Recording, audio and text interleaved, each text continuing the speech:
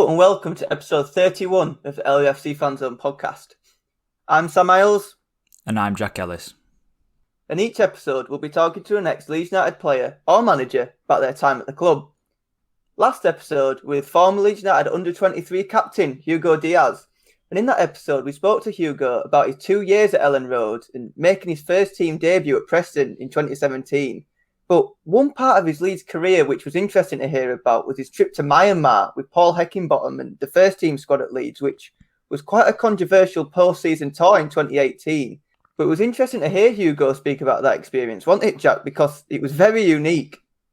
Yeah, I think unique's probably the best way to put it, really. He was saying that a lot of the players didn't want to go at the time, but he was one of the players who was happy to go. The general feel I got from things was that he quite enjoyed it.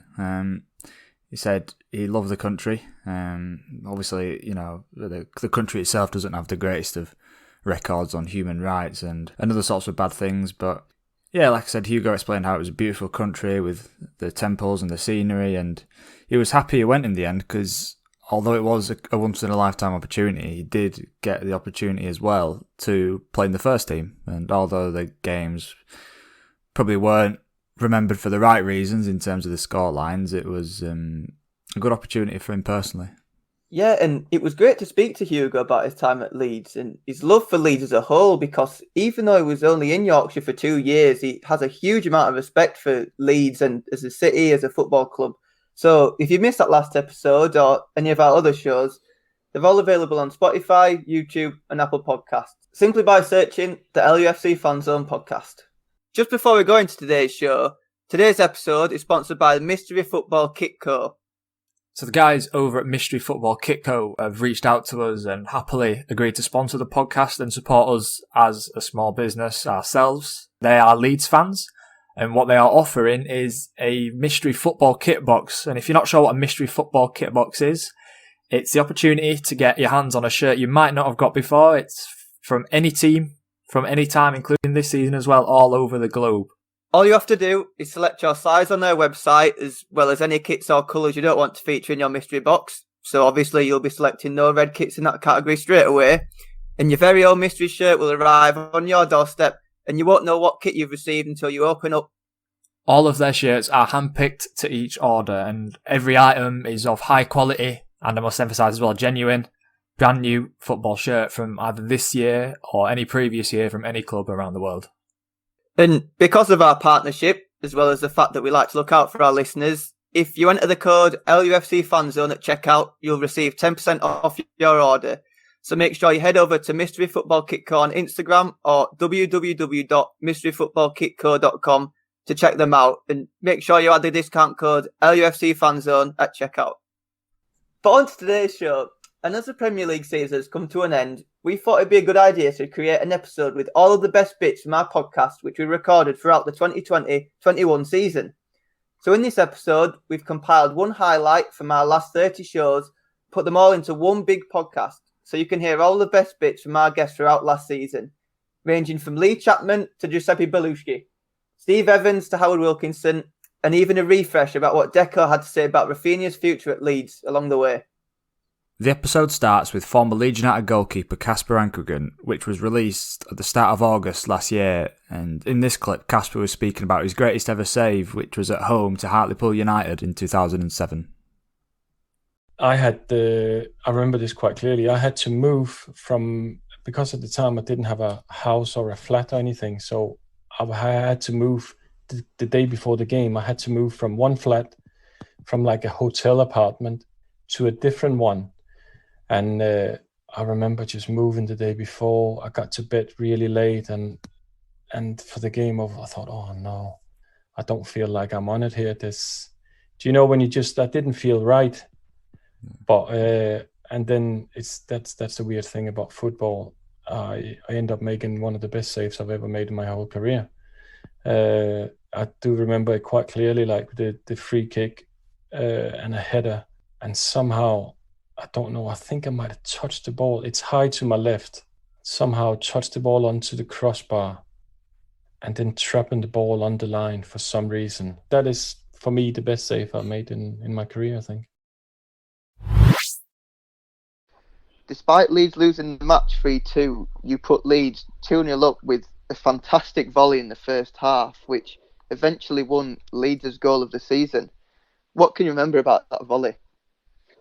Yeah, I just remember we played a long ball and someone maybe, I think they head it out or they tried to clear it, but it wasn't a good clearance and it came and I took it on my chest and I just shoot, nice, and it went in the goal. So it was a very nice goal. And of course, this season you'll be returning to Ellen Road again on Boxing Day. How much are you looking forward to that match, and what are you going to expect from Marcelo Bielsa and his Leeds United side? Look, I'm extremely looking forward to that match. I just hope the crowds are going to be back by then because I want to see that place bouncing. I saw it a couple of times in our promotion push when I was there. A full 36,000. It's a sight to behold. So I'm sure the last year's stadiums would have been bouncing fully. So it'd be nice if that's the same on Boxing Day. It'd be nice to go back and play against old teammates, against old fans, and hopefully there's a nice reception. If there is, that's great. If there's not, well, that's life. It's going to be a tough game because I know what I've seen. I've been following closely over the last couple of seasons how the boys have been doing, and they're playing some very good football. So if they take to the Premier League like Sheffield United did, I think they'll become a very big force. And of course, this season you'll be returning to Ellen Road again on Boxing Day. How much are you looking forward to that match, and what are you going to expect from Marcelo Bielsa and his Leeds United side? Look, I'm extremely looking forward to that match. I just hope the crowds are going to be back by then because I want to see that place bouncing. I saw it a couple of times in our promotion push when I was there. A full 36,000. It's a sight to behold. So I'm sure the last year's stadiums would have been bouncing fully. So it'd be nice if that's the same on Boxing Day. It'd be nice to go back and play against old teammates, against old fans, and hopefully there's a nice reception. If there is, that's great. If there's not, well, that's life. It's going to be a tough game because I know what I've seen. I've been following closely over the last couple of seasons how the boys have been doing, and they're playing some very good football. So if they take to the Premier League like Sheffield United did, I think they'll become a very big force. Yeah, and like when you did join Urbani, you obviously returned to the Football League after you declined. What many Leeds fans might not know is that just a couple of months into your Barnet contract, you were sent to prison for 13 weeks for driving offences, which meant that you were unable to play for your new club in League Two. How was that time for you, and how much of an impact did you feel that sentence might have had on your professional career as you'd worked to get back up there? Yeah, I'll tell you what. As I'm speaking to you, I don't know if you realize I keep on saying I wasn't really serious. Wasn't really serious. I just took things as they were coming. I took football as I was playing as it was coming. I never took football as a profession where I'm gonna get paid. I want the money. I want this. I want that. It wasn't really like that. I'll tell you the truth. It wasn't like that until I went in prison. Even when I got that move, that's why I was getting all these moves. I was getting on loan, getting all these moves, the leagues above. I was excited, but I was not really keen on. I was not desperate like that. But it's only when I got to prison, that's when sometimes in life, you only get to the worst place. That's for you to realize how lucky you were. You know what I mean? So I think there was a time when I got punched in the face. I think I got this Mike Tyson punch on my face, and I realized, you know what? It's either you wake up now, or you're just going to carry on like that and you're going to waste your time. That was the time when I woke up. It was difficult, yes. If you're talking about a bit of difficulties, and yes, it was very difficult because I went there. Everything that was happening before, it was just me being a kid in the head. My body, I think I was maybe 23 in that, but I was just plainly being a kid in the head because the things I was doing off the field, like I'm telling you, it was just crazy. It was me driving in a van. I was in a band, I would still drive. I was in a band, I was still drive. Can you believe I was going the same way to training every morning? And it's like, the police actually knew my car. They knew where I'll park. They knew the car park I'll park. They knew where I train. They knew where I work. So they actually know this guy goes past here probably at 9:30 every morning or 9 o'clock every morning. And we know his car park waiting on the park. So we're going to be sitting and we're going to be watching him when he's coming to park, and we're just going to stop him easily. They were done that for me. I remember there was 2 weeks I went through. They actually, in 2 weeks, they stopped me like probably 8, 9 times or 10 times. It's like every day I was getting training, the same policeman who come to me and goes, Trez, why are you doing this to yourself? We told you to stop driving. Why are you doing it? Why do you want to mess up your career? The guy will talk to me like this, and you see me tomorrow, you tell me the same thing. So I'm actually being an idiot where I'm thinking I'm smarter than these guys. This guy, they can't stop me. You know what I mean? I was like that in the head. So then, boom, that you put me in. So that's why I always have this something about this club Barnet, because what they've done for me was amazing enough. I don't think there was many clubs that would have done that for anybody, or maybe not for me. I can't see it happening. They actually knew I was going to go jail before I went to jail, because my solicitor already told them that Trez was going to get locked down for maybe 3-4 months. And the club still decided to keep my contract. So as I was in prison, the club was there waiting for me to come back in pre-season. But the way they fixed it, even the prison, I don't know who dealt with it, but the way they fixed it is where they made sure I went to prison just before I went on my holiday, or just when the season is finishing. They took me to court. So they locked me down the whole 2 months when I was in prison. And when I came out, I missed the whole pre-season. So I think I've done like 3.5 months. So I missed my whole holidays, and then I missed the pre-season. So when I came back, as soon as I came out, I think I came out like on Wednesday or Tuesday or something like that. And the game was on Saturday. So I think I came out like Wednesday or Thursday. One of them days, it was like 2 days before the game.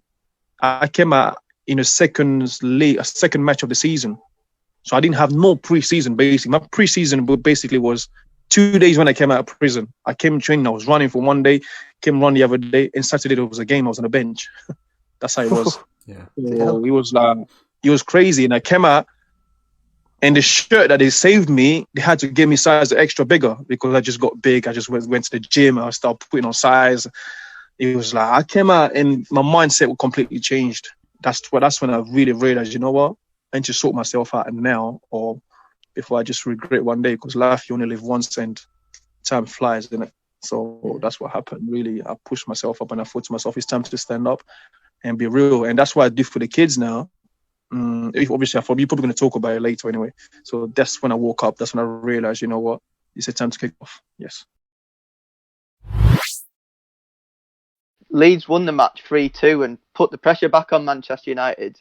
And following the match, there were the famous shots of yourself, David Batty, Gary McAllister and Eric Cantona all watching the Manchester United against Liverpool match in hopes that United would drop points.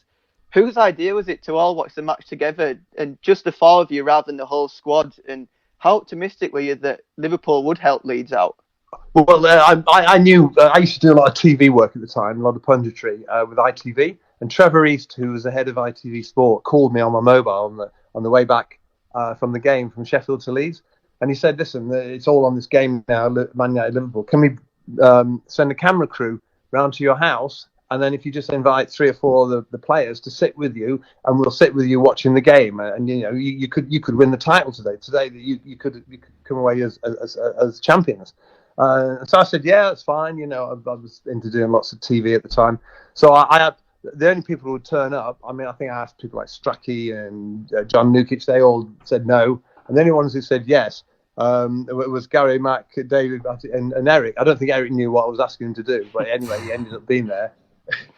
And I mean, we just sat there. And it was very bizarre. It was one of the early days of live TV transmission. And they had this enormous mast. I lived in a little village called Rowcliffe in North Yorkshire off the A1, and they had this enormous mast going about 50 foot in the air. You know, now it's just satellite dishes now, and you can hardly see them. But in those days, it was really big equipment, and the whole of the village sort of came to a standstill.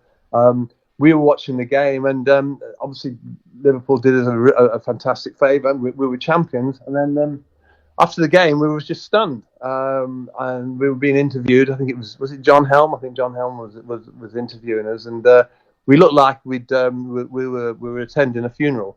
I mean, none of us knew exactly what was happening. It hadn't really sunk in, and they went to a commercial break, and Trevor Rees called me, and he said, Chappie, he said, you look as though you're at a fucking funeral. He said, just cheer up. You just won the title. He said, get some champagne out. And I said, listen, Chav, I haven't got any champagne. He said, so just give me the guy. So I passed the phone to one of these guys, and they ran across to the pub, across the village green, and got some champagne.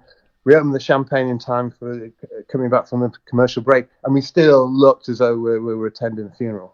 It was bizarre. It was very, very bizarre. It hadn't sunk in, and it only really sunk in that night later on when we went back into Leeds. We all agreed to meet, and I think we met at the Flying Pizza, and that's when it really sunk in that we'd won the title. The whole restaurant, as we walked in, came to their feet and were singing, and then the whole town was buzzing, people beeping the horns, and that's when it really sunk in that we'd achieved something. It was an incredible day. At the end of the 2013-14 season, Brian McDermott was the manager of Leeds United, and he was sacked at the end of May, just after the season had finished, virtually straight away. And despite not being in management for almost a year, you became the bookmakers' favourites to take over Leeds. When did he first hear of Leeds' interest, and how did he find out about the possibility of becoming Leeds United's head coach? Well, so we'll go through this chronologically, and I've told this story a number of times to Leeds fans, but I'm literally in my garden. It's a nice sunny day. It's the close season. I've had a couple of offers, I'm thinking, but nothing's really floating my boat. And then I get a call from a guy, an Italian voice, saying, I have my sponsor who owns a football club in England. He's heard good things about you. Would you like to go and have a chat with him? Now, there's lots of wind-ups in football, as you can probably guess. And yet I knew that this wasn't a wind-up. It just had a ring of authenticity about it, however bizarre it was. So at the time, it was either Orient or Leeds. So I said, yeah. He said, well, I'll phone you tomorrow. But, you're saying you'd be interested. I said, yeah, I would. So I'm straight away looking at all of the players at Leeds, all the players at Orient. I'm doing my homework.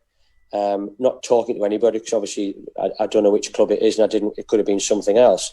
Then I get a phone call the next day. I said, right, tomorrow can you get on a train, get yourself to London, go down here, right here, up here, left here, and you'll come to a hotel called such and such, be there at such and such a time. So again, I didn't know which team it was. So I got on the train, followed the directions, came here, and then the voice appeared. He said, hiya David, I'm such and such. Let's just sit down and we'll wait for my sponsor to appear. So I sat down, had a glass of water, and then eventually in walks Cellino. So straight away, I'm getting rid of all my Orient notes in my head, and I'm fast tracking on the Leeds United notes. And he came in, he was very personable, very likeable, got on really well with him. We sat down, he was smoking and drinking. We had the salt and pepper pots, we had the ashtray out in the open, and there was 4 people there chatting away, and we were there for about 4 hours. Could have been longer, but after 2 hours, Cellino, who was sitting next to me, said, and he was just asking questions and talking about football, very relaxed, and then he just leaned back and said, David, I like you. And I said, well, thank you. I said, listen, I'm enjoying talking about football. And I'm thinking, as soon as he came in, I'm thinking, well, realistically, it might be an under-23s coach and maybe getting involved with the first team, because I've got a reputation for being good at set players as well. So maybe being a set piece expert and helping out with my knowledge of the championship. Maybe if I was lucky, it might be that he wanted me to be like an assistant to a foreign manager coming over. I knew of his track record with managers anyway, or head coaches as he would call them. So that's where I was sort of putting myself. And he said, I like you. I went, yeah, thanks, I'm enjoying this. He went, would you like to be my head coach? So I always remember the voice on my right nearly fell over. He leaned back on his chair, nearly fell over because I think he was shocked. And I sort of sat back and I said, do you know what you're asking me? So the voice then said, is it too much for you? Is it too much for you? Can you not do it? I said, no, I can do it. And I'm looking at Cellino, the president, as I called him, and I said, do you know what you do? And he said, go on, explain yourself. I said, well, in football, I'm actually quite well known, and I like to think I've got a good reputation as a good coach. I said, but the fans won't have heard of me. The media might have heard little bits of me, but won't really know me. You know, you're setting yourself up for a lot of questions and potentially a lot of pressure. He said, can you handle it? I said, yeah, I can handle it because I'm a coach and I'll be out on the grass and I'll be coaching the players and that's what I do. So it'll be more off the field shenanigans that, you might want to be concerned about. He said, no, I can handle that, not a problem.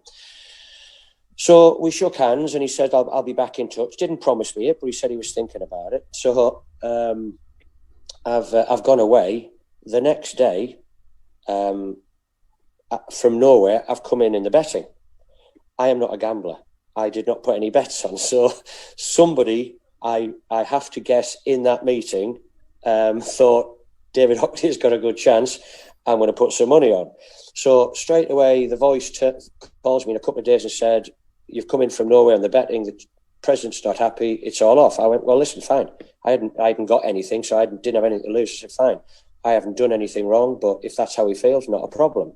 And then I heard that he'd had a chat with Eamon Dolan, God rest his soul, a guy at Reading who had a good reputation as a good coach. And then nothing was happening. So I was away with my wife down in Cornwall. The voice on the phone again. President wants to meet you again. Manchester, cloak and dagger stuff. So I drove this time to Manchester, parked up, went to a hotel where I'd been told to go. Still nice sunny day. Somebody from reception says, can you pick up the phone over there in a cubicle? So I went over to a cubicle, picked it up, said, go out the corridor, turn left, turn right, go out, go along 400 yards. There's another hotel there, knockout. So I've done all of this. And then Cellino's there waving me as if I'm his best mate. And I did get on well with him, to be fair. Went over there, chatted for a couple of hours. He said, what are you doing tomorrow? I said, I'm not doing anything. Why? He said, get yourself to Ellen Road. I'm announcing you. So I went, okay. So I went back to Manchester, got my stuff, went to Leeds United. I'm thinking, is this going to happen? And I went there, and before you guys even say it, I became the first watermelon. The analogy being that you don't really know what you're going to get until you crack it open. So he was taking a gamble, if that's the right word, on a coach to become the head coach of Leeds United. And that, in a nutshell, or in a watermelon, is how it all came about. And one of the games you did attend was an away trip to Sheffield Wednesday in January 2014, a match which Leeds lost 6-0, and it was reported that during that trip to Hillsborough, people at the club wanted to sack Brian McDermott at half-time in the changing room. What can you tell us about that story? God, that was hell. Yeah, I remember it very, very well. We were in I remember being in going inside into one of the directors' rooms. And even before that, I was getting, non-stop WhatsApp messages because Hisham was basically watching it with his friends in some kind of majlis, which is like a tent type thing, smoking shisha, drinking coffee. And he was obviously getting, teased very much by his friends. Yeah, he was basically taking it out. And first of all, we just thought, it's a tantrum, which, we get a lot of them. And I remember at the same time, my phone battery is running out. So it's not going very well. I've got someone getting very angry from Bahrain. And then, when it got to half time and the result was very bad, it was uni fine. And I'm trying to advise caution and say, well, that's not really the right thing to do, for this reason, that reason, apart from anything else, we'll look like complete and utter idiots. No one does that.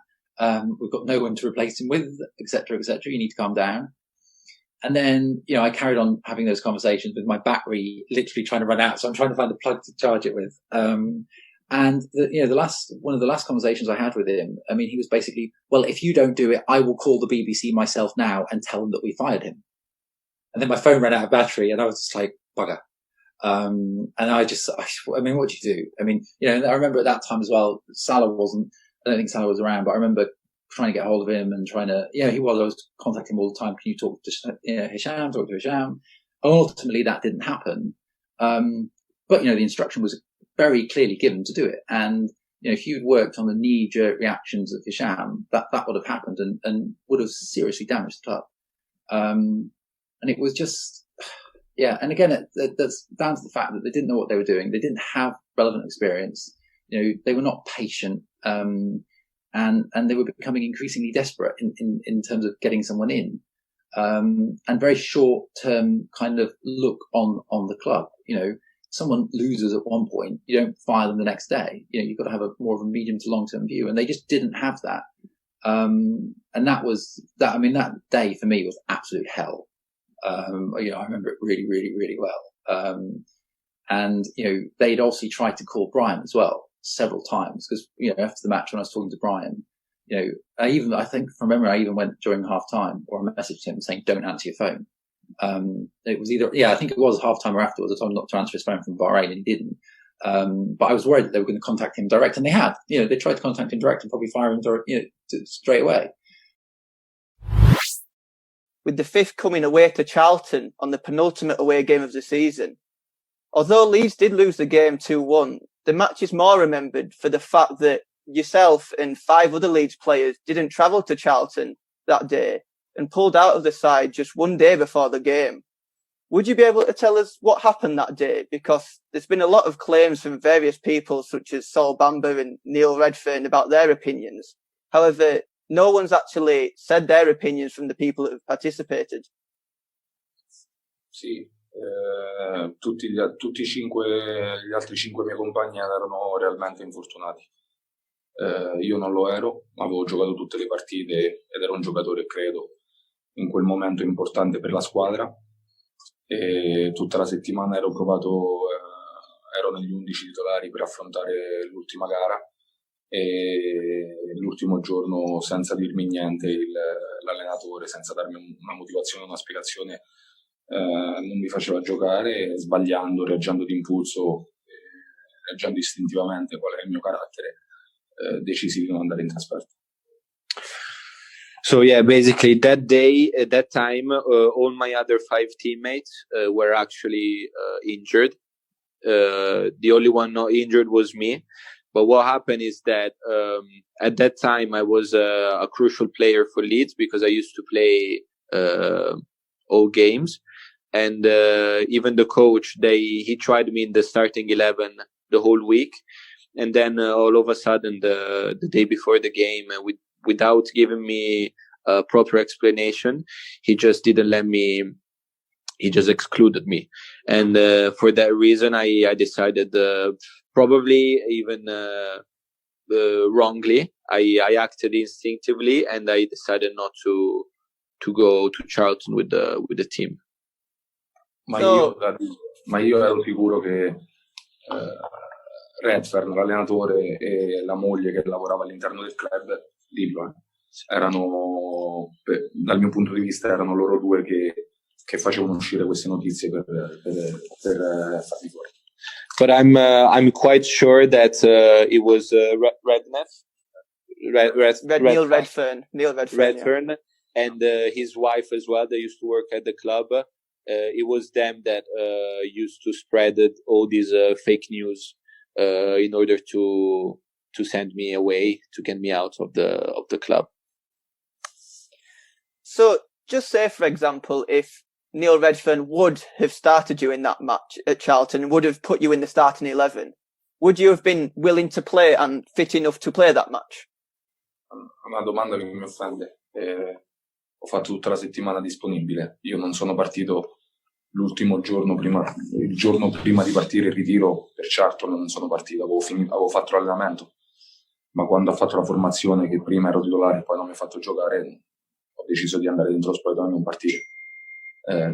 Sia per questo mio pensiero che avevo, che sono loro che volevano farmi fuori dal mondo Leeds, e sia perché è stata una mancanza di rispetto nei miei confronti, non tanto come giocatore ma come uomo.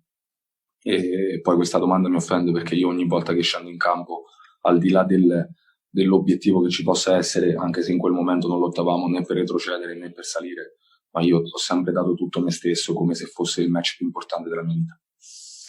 So this question offends me a little bit, because obviously I'm a man that gives 200% all the time, and that week I actually trained the whole week until the very last training before going to Charlton, and I was in the starting 11, and then obviously the coach, probably because he wanted me out of the club, he for no reason he excluded me from the starting 11, and for that reason I decided to not to go. But obviously, as I repeat, I'm a player that gives 100% all the time. I never back up if they ask me. If I'm asked to play, I never back up. I'll always fight, and for that reason, it was him who excluded me for no reason. On hindsight, do you think the action that you did that day, what you shouldn't have done it? Like, looking back at what you did, do you think it was the wrong decision to take? Difficile rispondere. Col senno di poi credo che ho mancato di professionalità al mio lavoro, di professionalità ai miei compagni, e soprattutto non aver letto prima l'intento che avevano già da un po' di tempo Redfern e la moglie, e ci sono cascato con tutte le scarpe. Non so come fai a tradurre questa cosa. E ci sono cascato al giochetto e mi si è rivoltato tutto contro. So no, it's well, it doesn't bother me because I basically said everything about that episode, but it's difficult to say because obviously on one side I didn't I let down my teammates, the fans. So on that side, it wasn't a good decision to make. But on the other side, I probably had to realize earlier what Redknapp and his wife wanted to do, which was kick me out of the club. And they won. So I fell for their game, and so I probably should have realized earlier what their intent was, which was to kick me out of the club. When you were at Leeds, there was a perfect example of when that worked. When Boxing Day in 2017, when Leeds played Burton Albion away, and Pablo Hernandez scored that free kick. How satisfying is it for you when one of your free kicks work and it results in a goal? I am like a striker. I think to score. I remember this goal because Vieira and another player, I don't remember the name, must to stay in front of the keeper. I remember, look the keeper and move, no, and the keeper go to our player and put down and receive the yellow card also, no. Then this is a typical example that it's possible to create this problem because the keeper in this moment think not about the situation, not about the ball, but about the two players in front of him. In January that 2017, I remember, Stoke City make it an offer for Diego, for buy Diego, and Stoke City talked with Real Madrid, and they liked Diego. And then in the next summer, other club in England call us, but the Real Sociedad doesn't like to sell the player, and not possible for Diego. But Diego, too many years ago, thinking in Premier League, honestly. And did Diego have any other interested clubs before his move to Leeds came up? Yeah, sí, tenía muchos intereses. It's public that Monaco was interested, of course. Yeah, habla tú ahí, cuéntaselo tú. But then, because Monaco, they tried to sign Diego already in last winter, and then they got in contact, they stay in contact with Real Sociedad, because at the end of the day, they couldn't realize the transfer in last winter. But then there were also many clubs from different countries that asked about his situation. Obviously, it was not an easy transfer to do, especially in these moments we are living. But as Helu said before, Leeds was very keen to sign him since the first approach they made to Helu. and it was quite quick because it's also I know that you are from there, and for you it's more hot the situation, but Marcelo Bielsa is very attractive also for the Spanish. He was here, he was in Spain, he did very well, and for any player nowadays, I think it's a man to work with. So that's why I think it was matching so good, and it was made very quick. After your career, you took up a role with Borough's coaching team in June 2019. Following the departure of Tony Pulis, you took up your first role as first-team manager at Middlesbrough. And, of course, at your time at Borough, you were in the Championship with Leeds, and you made your return to Elland Road to manage your side in November 2019. What was that like for you, returning to Elland Road, but in the opposition dugout instead? It was a proud moment.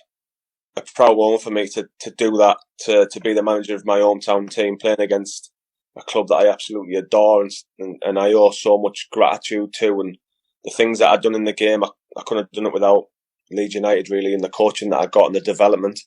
So it was a proud moment for me, really. I remember analysing the Leeds team and thinking, this team is just absolutely relentless. That's one word I described you as before the game, my players. This team is relentless, and if you don't match them, you get whooped. And after I think it was the first 2 minutes, you scored, and then we stayed in the game till about 30 seconds before half time, and we conceded another. And then it's difficult, so you're going in, instead of 1-0 down, you're going in 2-0 down at half time, and then with the fans and how Leeds played at the time, it's difficult to get back in the game. We lost the game 4-0, but let me tell you something. The reception I got from the Leeds fans in that game was unbelievable. It sent shivers down my spine. I'll be honest with you. We were getting beat, and I was humiliated, and I hated every minute of it because we were getting beat, and I hate getting beat. But the reception the Leeds fans give me was something that'll never leave me. It was that special to me. Obviously, I was devastated. I couldn't clap or salute and say thank you because we were getting beat at the time. But that'll always live with me, that. And like you said, Leeds won the game 4-0 and also won the return fixture at the Riverside 1-0 in February with Marcelo Bielsa as Leeds' head coach, as you would have known. Did you have a chance to speak to Marcelo at all during the match or after or whenever, really? Yeah, I spoke to him after the match on both occasions. He just said to keep on going, do what you believe in. And that stood with me, really, of what the type of manager he was. The first time we played him, I was coaching with Tony Pulis, and he come into the office after the game and he brought this big, massive booklet in, about that thick, full of formations that we played, substitutions we make on certain minutes. So he knows what moves you're going to make, which players he brings off. Does he put a right back and a right winger, or a right wing on the left hand side? What does he do? So he'd give me all this. He'd give me this file, so I was straight away, I'm having that. But I spoke to him a bit in Spanish as well. I can speak a bit of Spanish, so I had that conversation with him in that as well. Unfortunately, things didn't really work out for you at Norwich, and after your time there, you made the switch to Rotherham and then the return to Argentina and Spain later in your career. However, during your time at Rotherham, and when Neil Warnock had departed, there were reports that Leeds might be trying to re-sign you and bring you back to Elland Road. Were you ever close to returning to Leeds once you'd been sold, and would you have liked to come back? Sí, y después de volver de Argentina, antes de fichar por el Rotherham, tuve la oportunidad para volver al Leeds. Chelino había hablado con mi representante. Tuvimos un día antes de que yo firme para el Rotherham, estuvimos hablando todo el día. Habíamos llegado a un acuerdo para la firma. Yo solo tenía que ir al otro día al club y nunca me atendieron. No sé, Celino no cogió el teléfono, no lo pudimos encontrar y finalmente, imagínate, es como un niño chico que le ponen un caramelito en la boca y se lo quitan. Yo estaba muy contento por la vuelta y al final no se dio y firmé por el Rotherham. So when he came back from Argentina, he was sitting.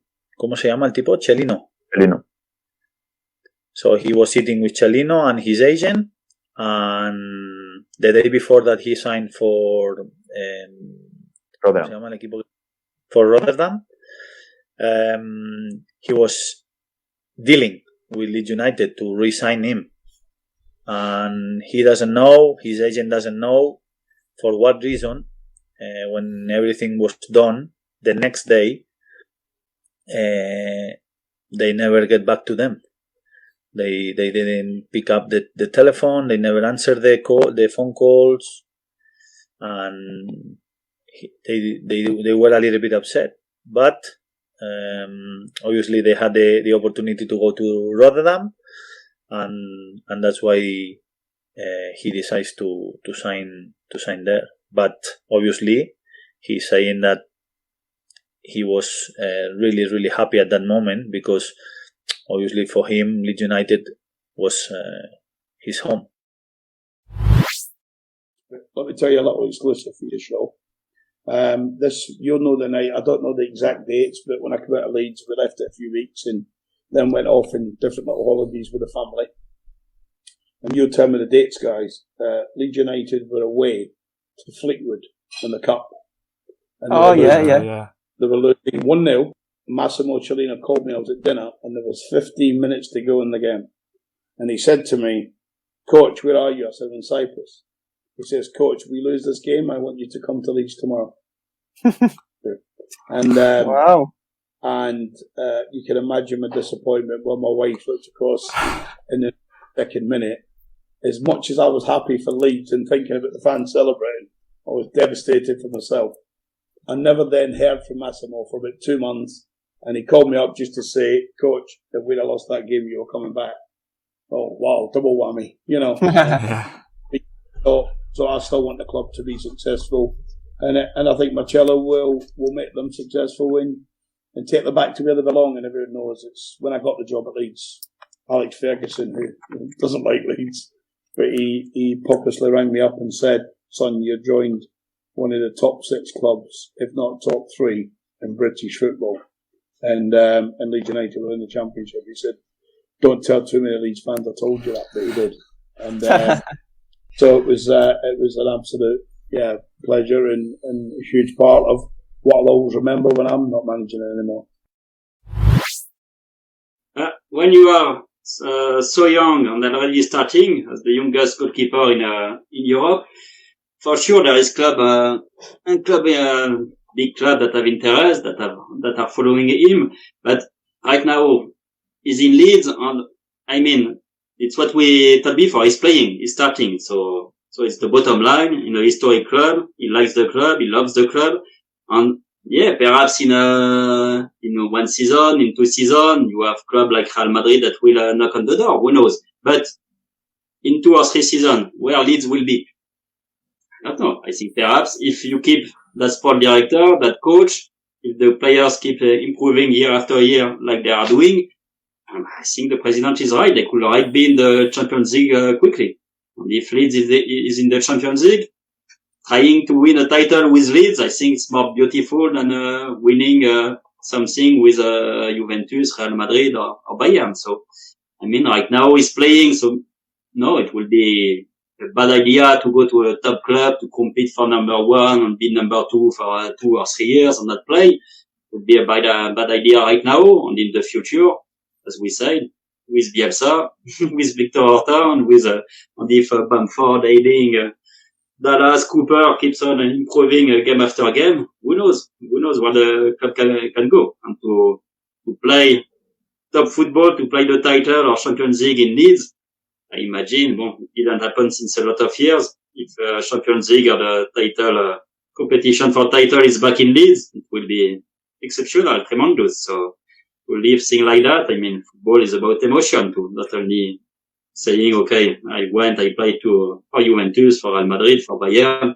It's about achieving something. And I think in Leeds, if everything stays in place with the president, with the sport director, with the coach, I think there is the potential to do tremendous thing. I think Ilan it's right now there is no way to think about leaving. Rafinha is still only 24 years old and has many years ahead of him in his career. Because of that, how big a potential do you think Rafinha has? That's why I was saying to you guys, I believe that step by step. And for Rafinha, is amazing playing Leeds. Is amazing learn with Bielsa. It's being amazing that this team still play football very well. That's why I told you it needs to be step by step. His potential, it will increase if he play football, if he learns, and that's why he's young. I think so. He's young, but the more important thing is football. And when you enjoy football, when you start, learn, try to learn for the teammates, try to learn for the coach, and he's a good club. The Leeds is a very good club for him. It's very important to grow up, to put everything on the pitch. And I don't know. I believe that he has a lot of potential. We are seeing that, and I hope that he keep enjoying play football. And for you fans, stay a little bit more for enjoying Leeds. Yeah, definitely for longer than this year, please.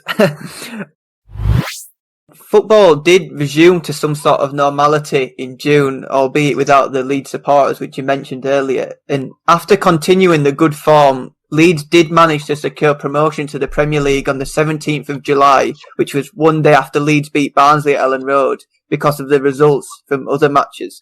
Were you with the rest of the squad that day to celebrate promotion? And how did it feel all celebrating together as one? I think when we get promoted was because the Barnsley or West Brom lose. Yeah. Huddersfield beat West Brom to make Leeds promoted. Yeah, Huddersfield beat West Brom. Yeah, and this day I think the fans come to the stadium, and also we watch this game on the stadium because we know when the West Brom lose or draw, we get promoted. I remember this was amazing because you was on the stadium, the fan was before. Doesn't matter, there was a situation which the COVID. And everything like back to normal because we can celebrate this with the fans, with the people, because it's too much different when you play on the stadium with the fans, or like this when the stand is empty. It's not the same. So on this day was very nice because we was all the team. We celebrate the fans celebrate with us. I never forget this.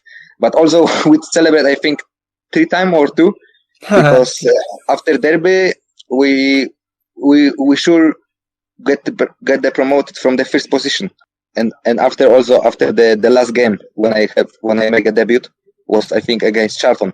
Yeah, that's the one. Against the fans come to the stadium, and I remember when we go before the stadium we go on the bus and we celebrate with the fans. No, this situation was amazing. I don't play too much, but I feel very nice. So I don't think how feel the players who play everything and make it. Was amazing. Yeah, you just mentioned about that Charlton game as well. You came on, made your championship debut coming off the bench. Was it? I can't remember. You came on as a substitute, I believe, replacing your fellow countryman Matthias Klick as well. So how special was that for you to make your championship debut in what could be? It was a big match for Leeds. It was Leeds' last match in the championship for hopefully a good amount of time. Longer in the Premier League, the better. But how was that for you making your championship debut? No, in this day when I make my debut, I forget everything. What was bad, and then I was angry long time. I just forget everything. I just was happy, and I make it what I think before, what I say, and I need to do it. And also I was happy that I make the debut in the time when we make promoted to the Premier League. So how I say, I forget everything, and I was very very happy. Because it's nice when you make a debut, you did what you say before, and you can go on the holiday. Also, with the thing, then you make a debut in Premier League because this did not happen every year, Following that Charlton match was obviously the celebrations which you mentioned, where Leeds were presented with the championship trophy and you were given your championship winners medal. How was that day as a whole for you? Because not only did you make your championship debut, but then you were then rewarded with your medal and able to celebrate with the fans on the open top bus. Do you think that was so far the best moment in your career? Yeah, I think was the best the best moment in my career. But also, I need to say this because it's my happy was not the same like which the other players who play every game, because they make it. I just help how I can, because I can't say then we go to the Premier League because I can't feel 100%. Then I help too much. Of course, if I like Klich or the other players who play everything, they was happy too much than me. But I never forget this moment, and from now was the best moment in my career. After beating AC Milan and Besiktas at Ellen Road, Leeds were well in with a chance of qualifying, with the final fixture of the group was a trip to the San Siro to face AC Milan, with Leeds needing to avoid defeat in order to guarantee qualification. Don Matteo scored a very memorable goal which goes down in Leeds history that night to clinch a 1-1 draw, meaning that against all the odds Leeds would progress into the following round. But what can you remember about that night in Milan? Because it's, like I said, it's still remembered well by Leeds fans and sung at matches today, and of course you played 90 minutes in that game. Yeah, of course, we knew we needed to get a draw, and then Milan were happy with a draw as well. We took the lead early on, but just the build up to that match, it was just, remember, to go down to Milan and you need to get something out of the game. I think we had a league game at the weekend, we won, I think it was against Tottenham, or I can remember, and then the boys had a good night on the Saturday, and the manager wasn't too happy about that. So he told me and Dominic before the game at the hotel, remember, you two better be informed tomorrow. If not, the team's going to have a go at you. So I think Dominic took it very seriously. He scored a goal as well. So it was a great night, especially what I remember most of it after the game, the sing-songs with the fans behind the goal and Gareth Kelly standing leading the line. So I think that's something we had a special bond with the supporters at that time, those years, because we traveled with them in Europe. Most of them we know, so it was a very special bonding with the Leeds supporters. I think when the fans and players look back at that time, it's something, we want to come back to Leeds one day. Hopefully in a few years' time, Leeds will be back up there, because the supporters in that club deserves it. The year you won it, which was 1998, it was the first time the award had been won. And you were the first player at Leeds to win that Young Player of the Year award at Leeds. Mm-hmm. So what did that feel like for you? Because like you mentioned before, that side was very talented. So you beat players such as Jonathan Woodgate, Alan Smith to that award. And of course, the award was specially created for you in a way.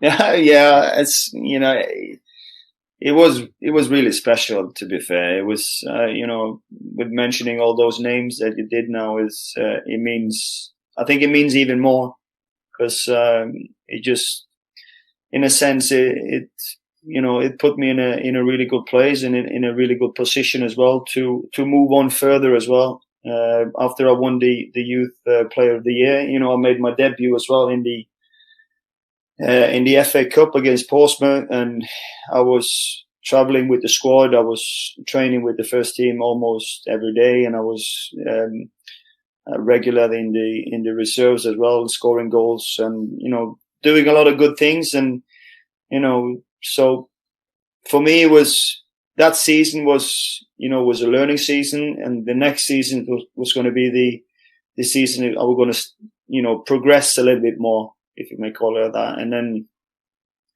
it was I was really, really, really unlucky with some of the injuries I got, the third year, because that was really tough for me, actually. I remember against United, I think it was at Ellen Road, and I got injured in that game, and I torn my ligament in my ankle, and I was away for, I think it was 6 or 7 months of football.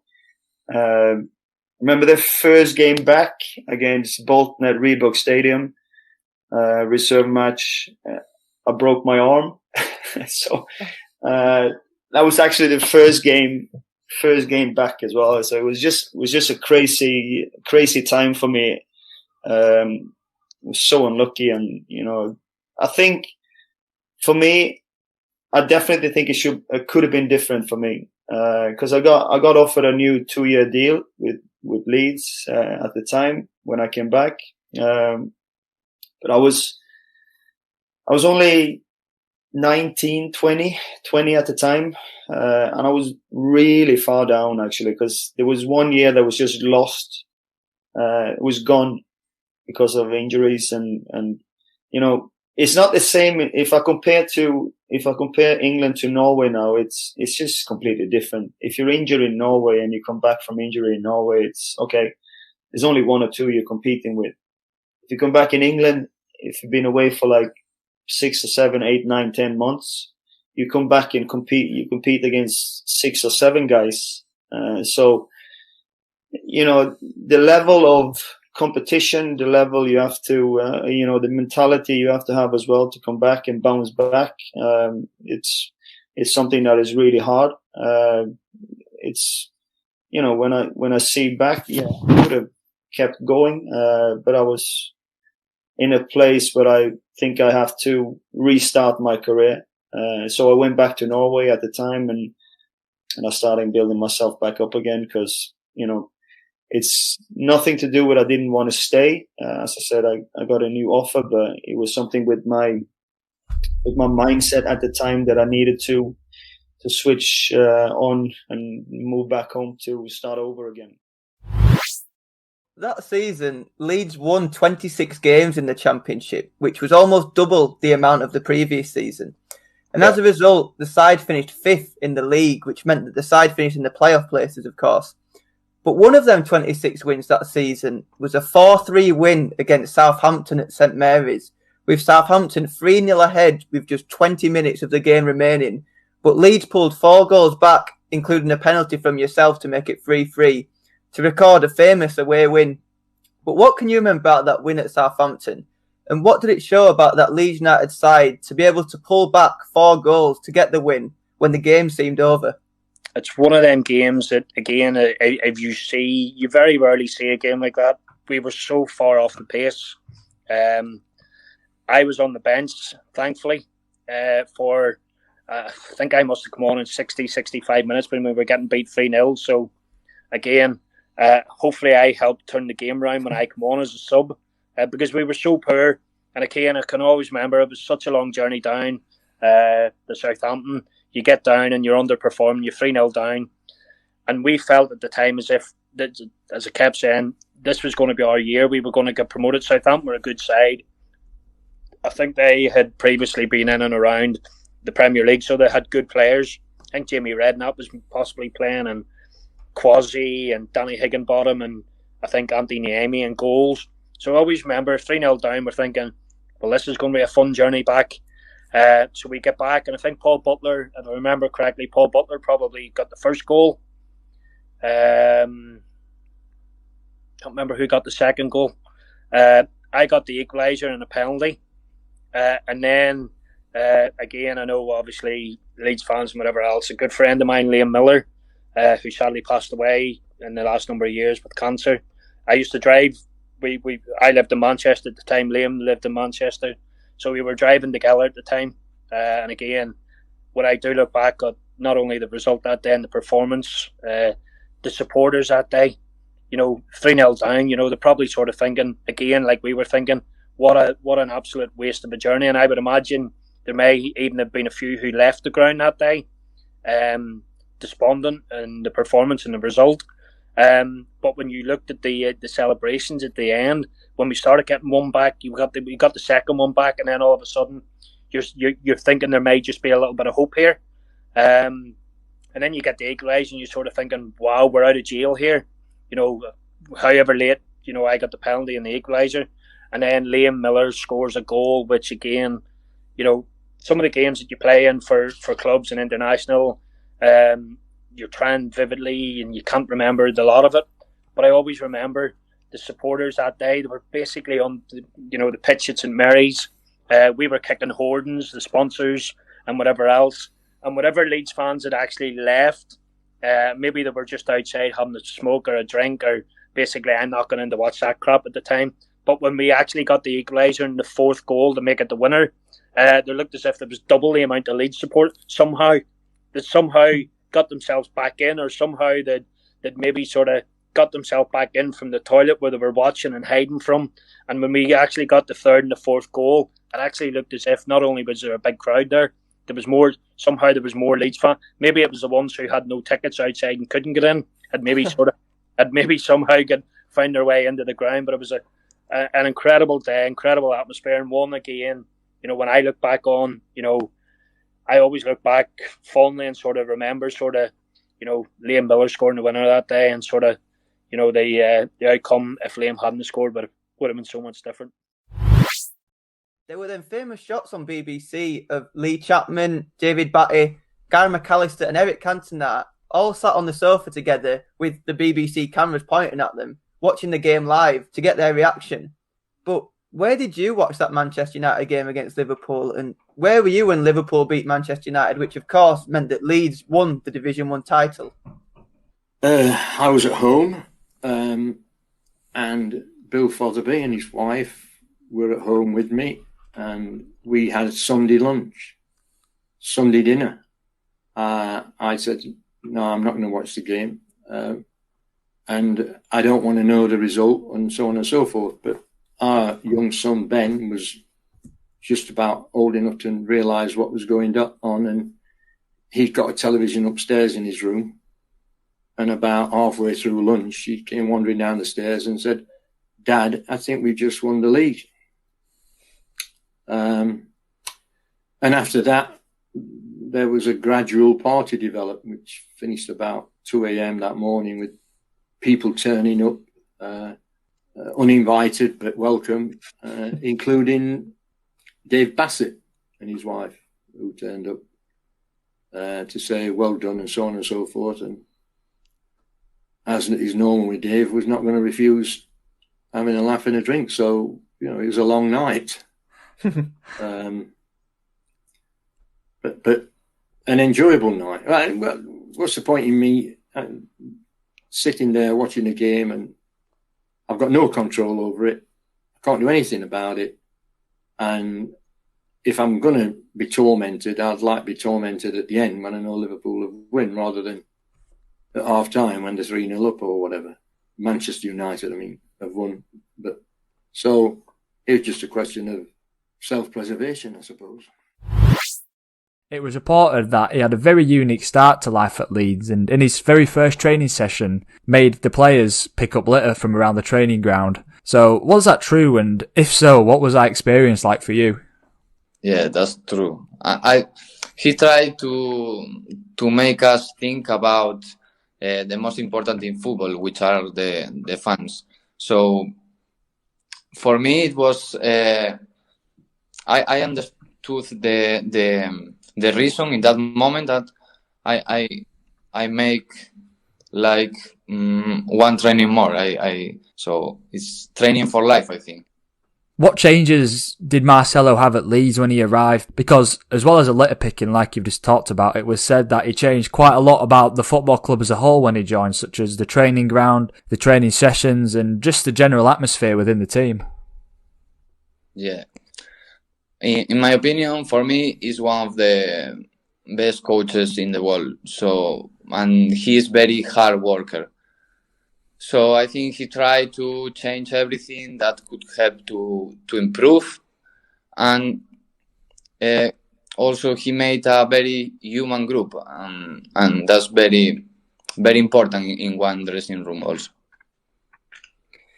And when Marcelo arrived, you were still obviously involved heavily with the under-23s. And although Marcelo was the first team head coach, he seemingly brought the under-23s closer to the first team. Did you feel that you and the under-23s did become more involved with the first team when he arrived? Because, of course, one of his famous sessions is that murder ball session, which seemingly involves both the first team and the under-23s. Yeah.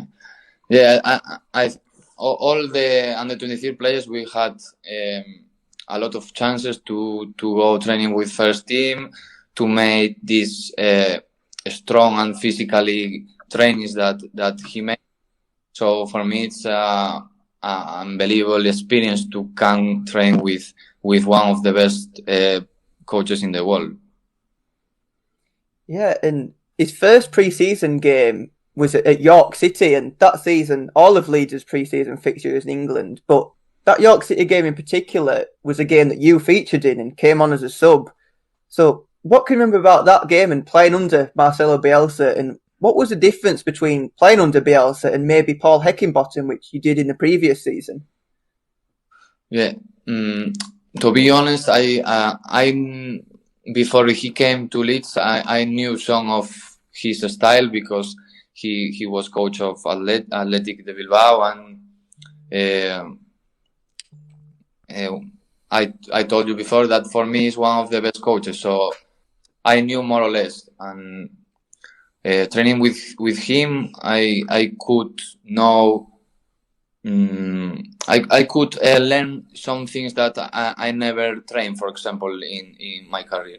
And his style of football, he try always to attack, to press, to fight also, and to take this risk that okay, you can